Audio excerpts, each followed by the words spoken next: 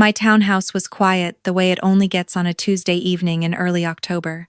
The kind of quiet where you can hear the ice shift in your glass and the hum of the refrigerator feels like company. I had just gotten home from a 10-hour shift at the clinic, kicked off my shoes by the door, and was sitting cross-legged on my couch with a bowl of leftover pasta and a show I'd been meaning to finish for 3 weeks.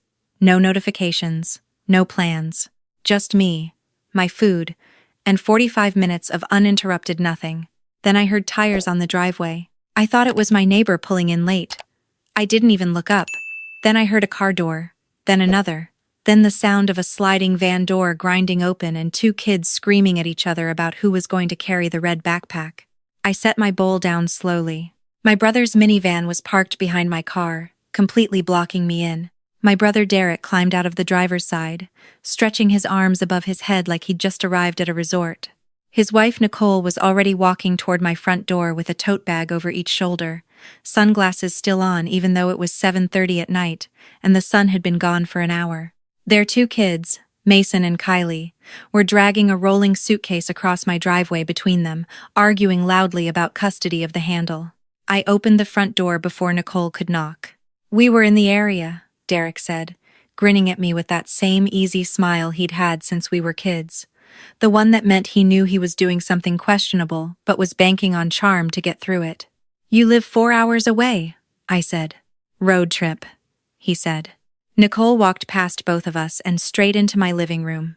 She set her bags down on my couch right next to my pasta, which she moved to the coffee table without asking, and looked around the room the way people look at a hotel lobby when they're deciding if it meets expectations. "This is so cozy," she said, which was her way of saying it was smaller than her house. "We figured a few days here would be perfect. The kids have fall break and I have some content to shoot and your neighborhood has really good light in the mornings." I stood in my own doorway and looked at my brother. He was already carrying a duffel bag inside. This is the part I have to explain, because I know what you're thinking. You're thinking, why didn't you just tell them to leave? And the answer is complicated in the way that family is always complicated. Derek is 3 years older than me, and there was a long stretch of our childhood where he was the only person in our house who was kind to me. Our parents fought constantly, loud and ugly, and Derek used to let me sleep on his bedroom floor with a sleeping bag, and he'd put on nature documentaries low enough that I couldn't hear whatever was happening downstairs. I never forgot that. I never stopped feeling like I owed him something for it, even when the person he became as an adult made it increasingly hard to be around him, especially after Nicole. So I did what I always did. I smiled and said, "Sure, of course." And I showed them to the guest room and unfolded the pull-out for the kids. And I even got fresh towels from the linen closet and stacked them on the bathroom counter. And then I went back to my couch, picked up my pasta, and stared at my show without watching a single second of it. They were loud at breakfast, louder than I remembered being prepared for. Nicole made coffee in my kitchen like it was her kitchen, moving things around to find what she needed, leaving cabinet doors open. Mason spilled orange juice on my kitchen rug, and nobody cleaned it up. Kylie asked me 4 times where the good cereal was, and every time I told her I didn't have the kind she meant, she looked at me like I was personally failing her. Nicole sat down at my kitchen table with her laptop open and started talking about her schedule.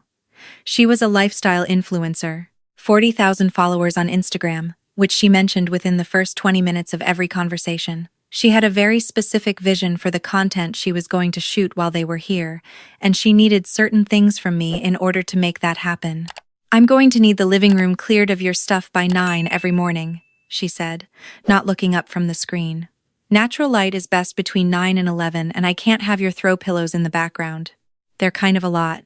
I looked at my throw pillows. They were gray and cream. They were extremely normal. "Also," she said, "the guest bathroom doesn't have great light for filming. I'd love to use your master bathroom for the skincare content. Just for the mornings. I'll be in and out." I told her I'd think about it. I was not going to let her in my master bathroom. That night, Derek found me on the back patio after the kids were asleep. He sat down next to me, and for a few minutes neither of us said anything, and it almost felt like when we were younger, before everything. Then he said, "Rachel, she really is working hard on this.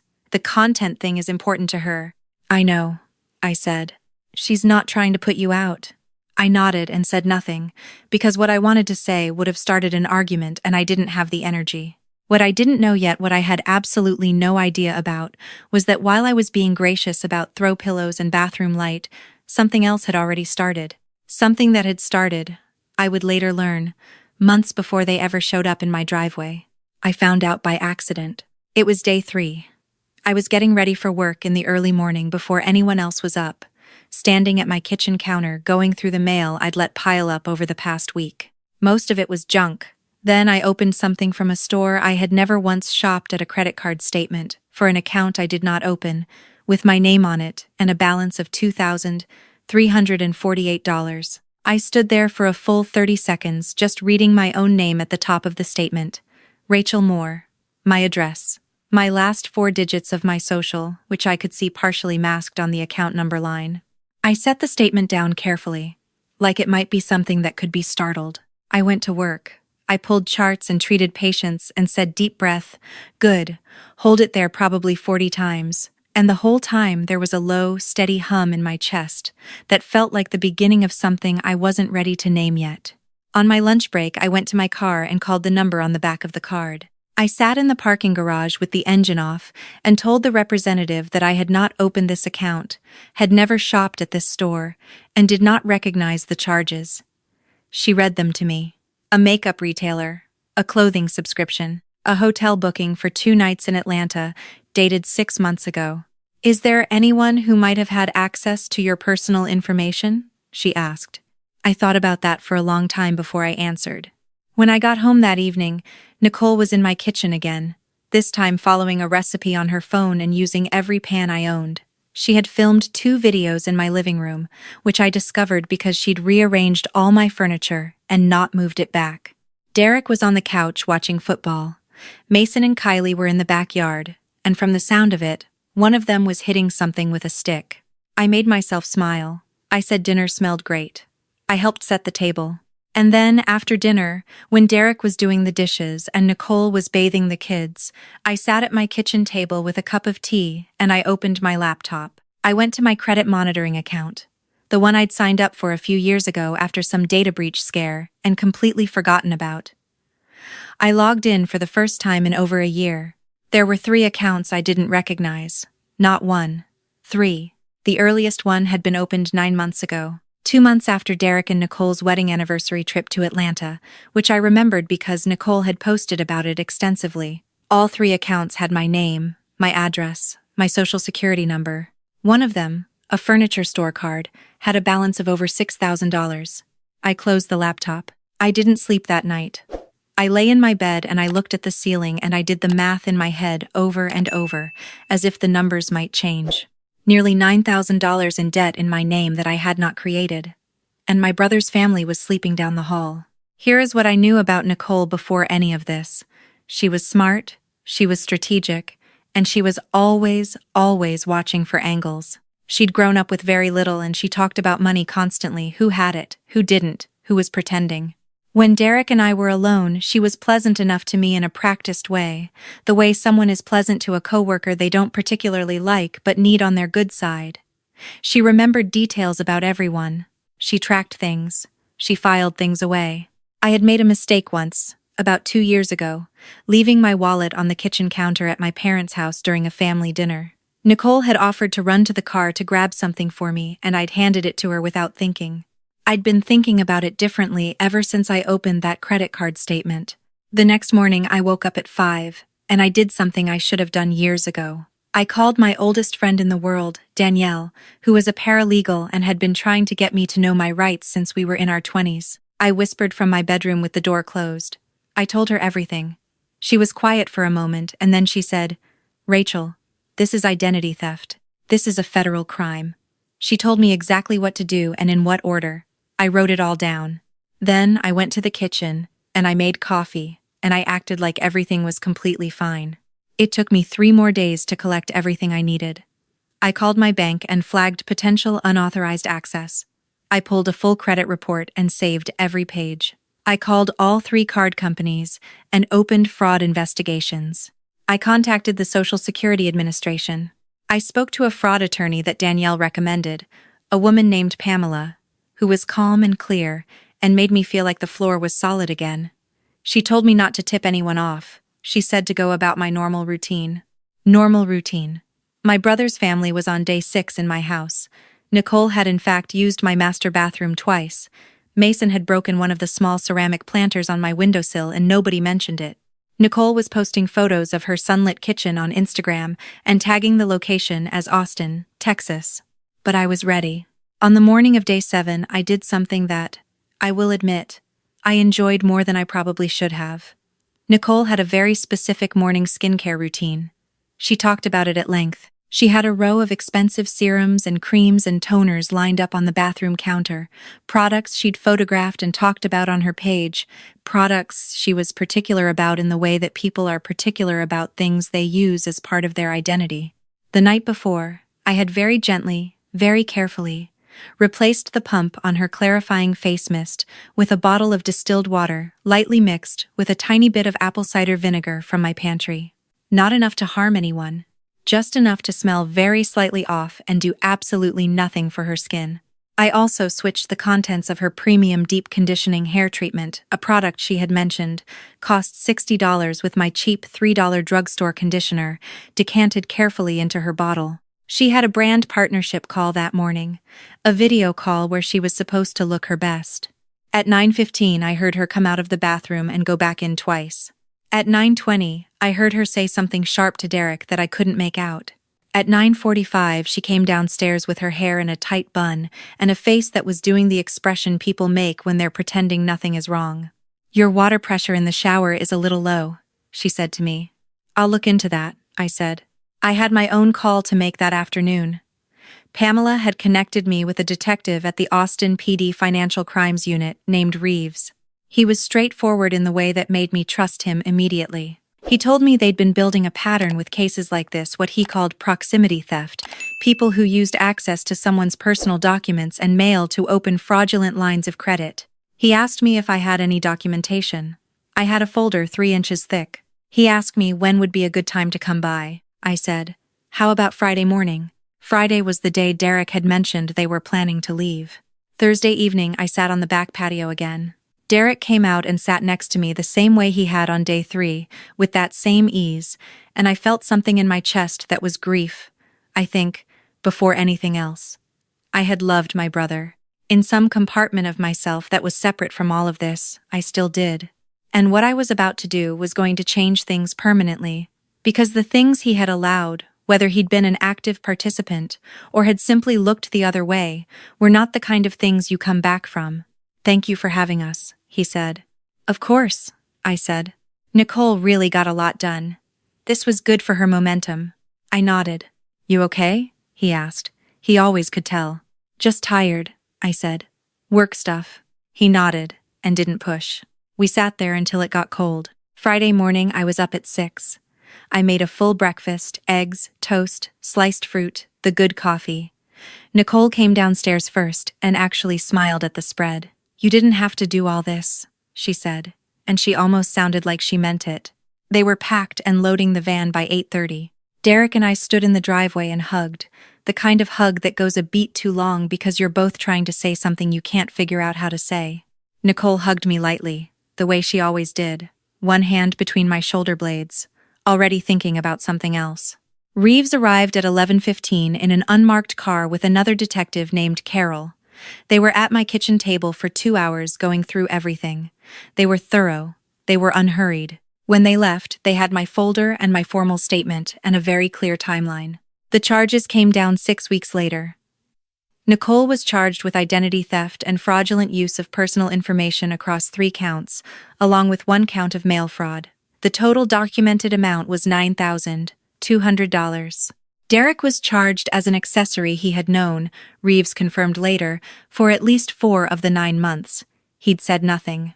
He'd driven her to my house and helped carry in her bags. I didn't call Derek when it happened. He called me.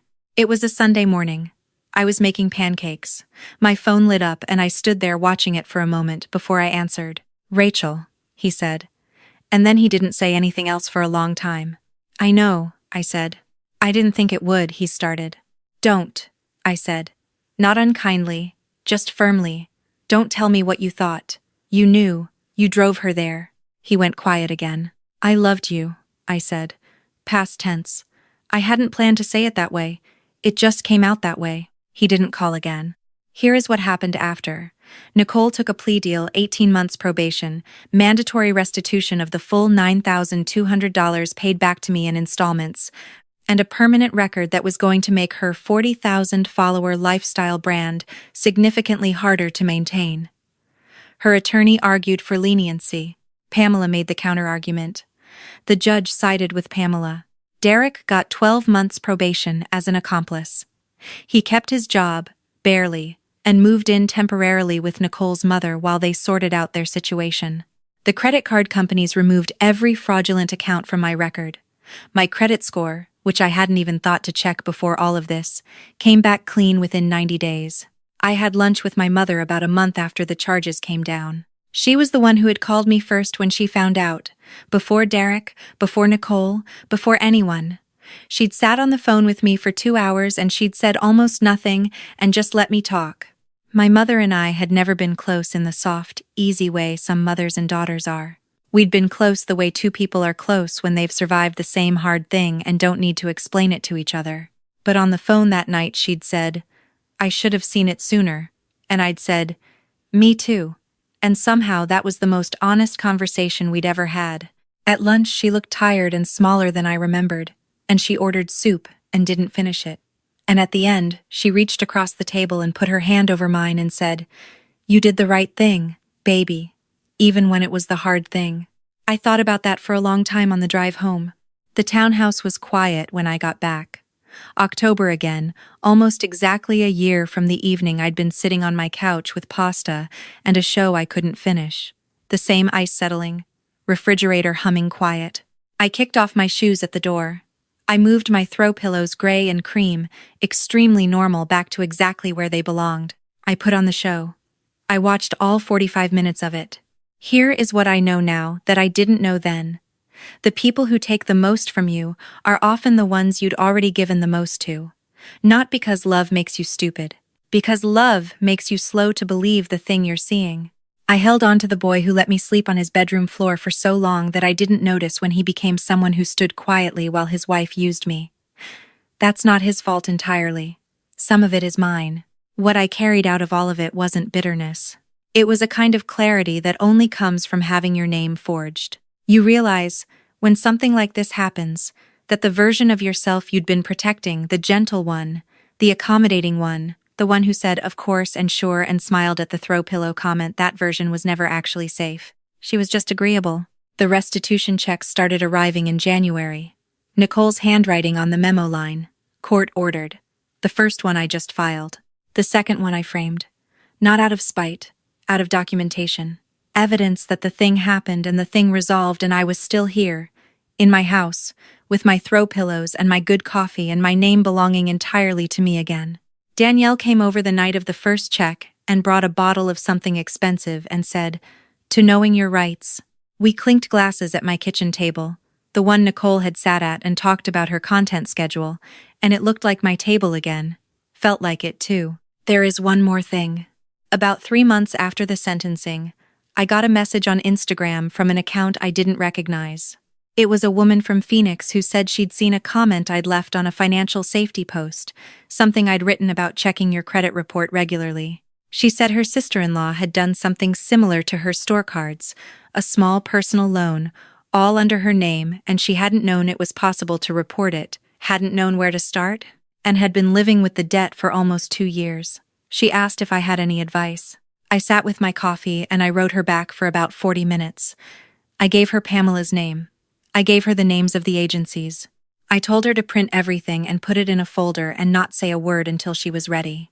I told her she wasn't crazy, and she hadn't imagined it, and her instinct to trust herself was the most important thing she had. She wrote back 3 words. Thank you, Rachel. I still have that message. I kept the house. I kept my name. I lost the version of myself who confused guilt with love.